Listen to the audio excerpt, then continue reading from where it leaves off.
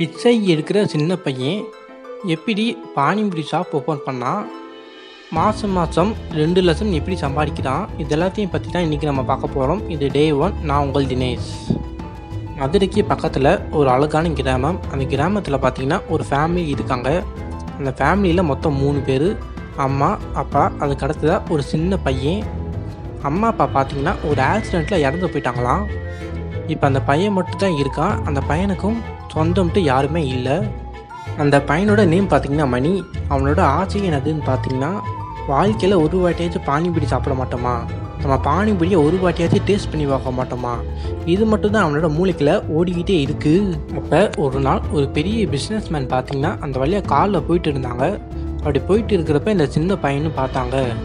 சின்ன பையனை பார்த்ததும், இந்த தம்பி 100 ரூபா ஏதாச்சும் வாங்கி சாப்பிட்டுக்கோன்னு சொல்லி அவனோட கையில் 100 ரூபாயை கொடுத்தாங்க. அந்த சின்ன பையன் அந்த 100 ரூபாயை வச்சு எதுவுமே வாங்கி சாப்பிடாம அந்த 100 ரூபாய்க்கு எத்தனை பானிபூரிகள் வாங்க முடியுமோ அத்தனை பானிபூரிகள் வாங்கிட்டான். எதுக்காண்டின்னு பார்த்தீங்கன்னா, அந்த எல்லா பானிபூரிகளையுமே விற்கிறதுக்காண்டி தான் வாங்கியிருக்கான். பானிபூரினாலே மோஸ்ட்லி ஒரு பெரிய கடையை போட்டு தான் பானிபூரி செஞ்சு விற்பாங்க. அப்படி இல்லாட்டி ஏதாச்சும் தள்ளு வண்டியை போட்டு தான் பானிபூரி விற்பாங்க. ஆனால் இந்த சின்ன பையன்கிட்ட பார்த்தீங்கன்னா அவ்வளோ வசதிகள் இல்லை. அதனால இந்த பையன் பார்த்தீங்கன்னா ஒரு ஐடியா ஒன்று யோசிக்கிறான். அது என்ன ஐடியான்னு பார்த்தீங்கன்னா, அவன் எப்பயுமே எங்கே பிச்சை எடுப்பானோ அது பக்கத்துலேயே பார்த்தீங்கன்னா ஒரு பலசர கடை ஒன்று இருக்கும். அந்த பலசர கடை அண்ணா கிட்ட ரொம்பவே கெஞ்சி ஒரு பாத்திரம் ஒன்று வாங்கினா. அந்த பாத்திரம் எதுக்குன்னு பார்த்தீங்கன்னா, பானிபூரியை அந்த பாத்திரத்தில் போட்டு தெருவா போய் விற்கதான். இப்போ அந்த அண்ணா பாத்திரம் கொடுத்ததும் இவனும் தெருவா போய் பானிபூரிகள் விற்கிறான். எல்லாரும் பானிபூரியை ருசிச்சு சாப்பிட்டாங்க. இப்போ இவன் இந்த மாதிரி பானிபூரிகள் விற்றுட்டே இருந்தானா ஒரு வருஷத்தில் இவனோட கையில் 5 லட்சம் இருக்கும்.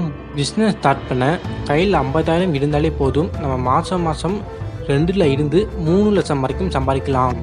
பானிபூரி கடை ஓப்பன் பண்ணுறதுக்கு 25,000. அதுக்கு அடுத்ததாக பானிபூரி கடை ஓப்பன் பண்ணிவிட்டு லைசன்ஸ் வாங்குறதுக்கு 5,000. அதுக்கு அடுத்ததாக எக்யூப்மெண்ட்ஸ் அண்டு பிளேட்ஸ் எல்லாமே வாங்குறதுக்கு 10,000. அதுக்கு அடுத்ததாக இந்த பானிபூரி மசாலா இதெல்லாமே வாங்குறதுக்கு 5,000. அதுக்கு அடுத்ததாக நம்மளோட கடையை ப்ரொமோஷன் பண்ணணும்னா அதுக்கு ஒரு 5,000 வரும். மொத்தம் சேர்த்தா 50,000 வரும். ஸோ உங்ககிட்ட 50,000 இருந்தாலே போதும், நீங்கள் ஒரு மினி பானிபூரி பிஸ்னஸே ஸ்டார்ட் பண்ணிடலாம்.